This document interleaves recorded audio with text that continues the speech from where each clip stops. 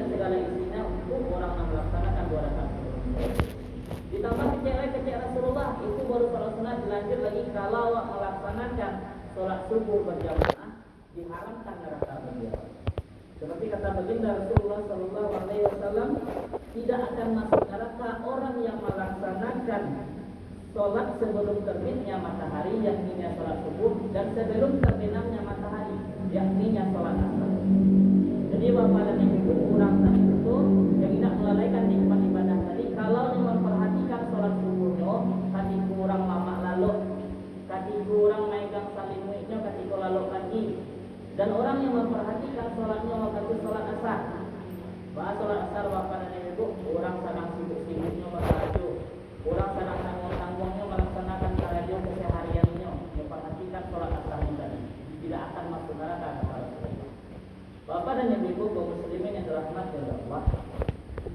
Dan ditambah lagi ketika Rasulullah, bapak dan ibu, seseorang yang sudah masuk ke dalam tubuh pada saat ini, orang yang telah mendahului awak, orang yang telah menghindari itu bapak dan ibu, tidak ada sesuatu yang lebih diagung-agungkannya, tidak ada sesuatu yang paling diinginkannya kecuali yang ingin hidup ke dunia walaupun sesaat.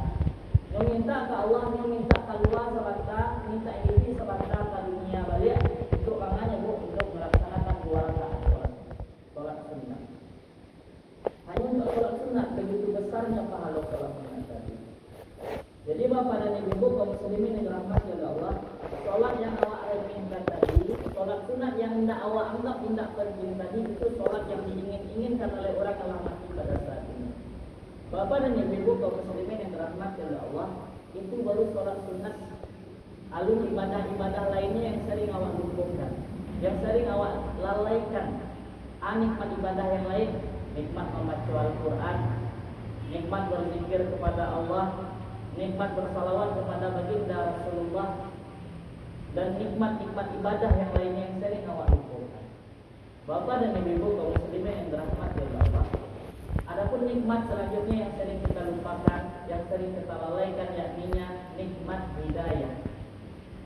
Bapak dan ibu kaum muslimin yang dirahmati oleh Allah, tanpa kita sadari nikmat hidayah itu nikmat yang paling besar yang diberikan oleh Allah Subhanahu wa taala. Wajah contoh karena dulu bapak dan ibu, paman Nabi Abu Talib itu orang yang paling membela Rasulullah ketika dakwah, orang yang pasang badan ketika Rasulullah berdakwah. Namun ketika sakaratul mautnya ini tidak diajar hidayah oleh Allah, tidak diajar nikmat hidayah oleh Allah. Dikecian dia Rasulullah ucapkan kalimat la ilaha illallah. Namun ada bapak dan ibu, padahal ketika Rasulullah mangkana akhiru kalamihi la ilaha illallah dakhala jannah. Yang mengecean di akhir kalimat sakaratul mautnya la ilaha illallah, tak ada yang lain kecuali surga. Tadi ini dari Rasulullah bapak dan ibu, bapak tak bisa paman Nabi tadi mengucapkan kalimat la ilaha illallah karena tak diajar nikmat hidayah oleh Allah. Tak diajar nikmat hidayah bapak dan ibu. Sedangkan awak lain rasanya diajar nikmat hidayah oleh Allah. Ketika awak malih rasanya ke surau, kamu sholat payah sholat tarawih, diajar hidayah oleh Allah. Diajar dorongan tak itu mesti bersyukur awak bapak dan ibu. Bapak dan ibu kaum muslimin yang dirahmati oleh Allah, berdasarkan dari itu tadi dapat kita simpulkan bahwasanya awak terlahir sebagai agama Islam itu nikmat hidayah yang paling besar. Awak dari PT sampai ini dipelihara keislaman awak dari Allah, itu nikmat hidayah yang paling besar diberikan oleh Allah Subhanahu wa taala. Tak jarang awak mencari bapak dan ibu, saudara-saudara awak, kaum muslimin awak di sekitar awak cuman KTP-nya KTP Islam saja. Mereknya Islam, sembahyang hendak, bulan puasa orang puasanya hendak puasa, tak dapat nikmat hidayah dari Allah Subhanahu wa taala. Dan bahkan yang paling parah bapak dan ibu, orang tadi itu bahkan saja KTP Islam, tiba-tiba keluar dari agama Islam, murtad. Jadi bersyukurlah awak bapak dan ibu masih diajar nikmat hidayah oleh Allah Subhanahu wa taala.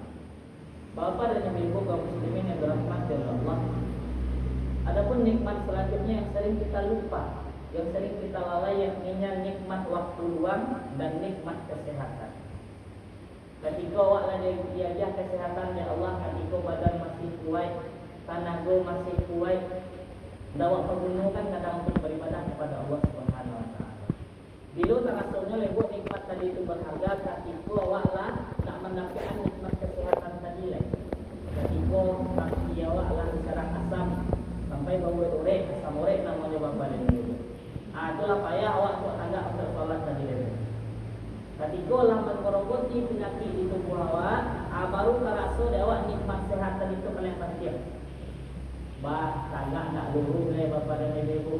Agak alamu imam baca ayat seketik, menurut tu tiawak lamu kena imam buat. Itu nikmat sehat itulah dicabut oleh Allah Subhanahu Wa Taala. Jadi bapak dan ibu ketika awak masih kuat, masih sehat, pergunakanlah ibadah nikmat dari itu.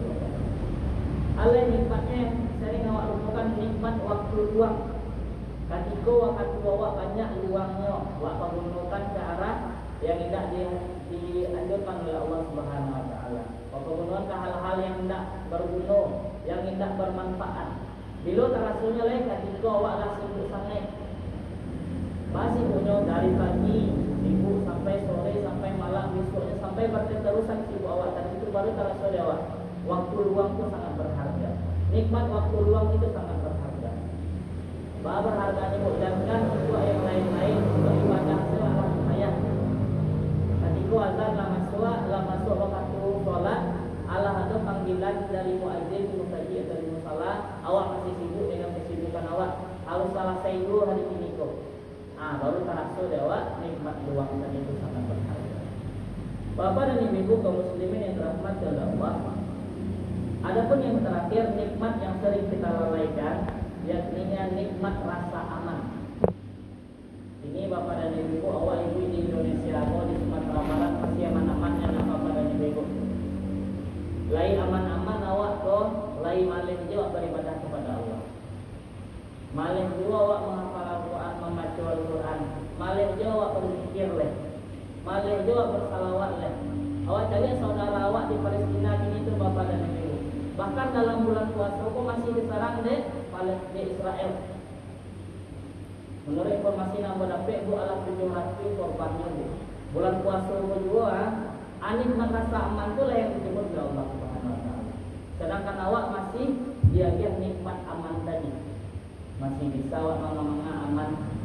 Ketika bila mahasiswa lain kalau nikmat tadi itu sangat berharga, ketika lah dicabut oleh Allah. Kayak saudara awak di Palestina, jangan untuk membaca Al-Quran, jangan untuk beribadah, untuk mencari kehidupan sebayanya bapak dan ibu. Tidak amannya, untuk makan saja susah. Bapak dan ibu kaum muslimin yang dirahmati oleh Allah, mudah-mudahan kita selalu menjaga nikmat yang diberikan oleh Allah. Seharusnya kepada Allah bapak dan ibu, dengan nikmat yang banyak tadi itu yang diberikan oleh Allah, awak harus bersyukur. La in syakartum la azidannakum wa la in kafartum inna azabi lasyadid. Barang siapa yang bersyukur dengan nikmat yang aku berikan kepadanya, maka aku akan menambah nikmatku kepadanya. Dan barang siapa yang tidak bersyukur, inna azabi lasyadid, kata Allah. Sesungguhnya azabku sangat pedih.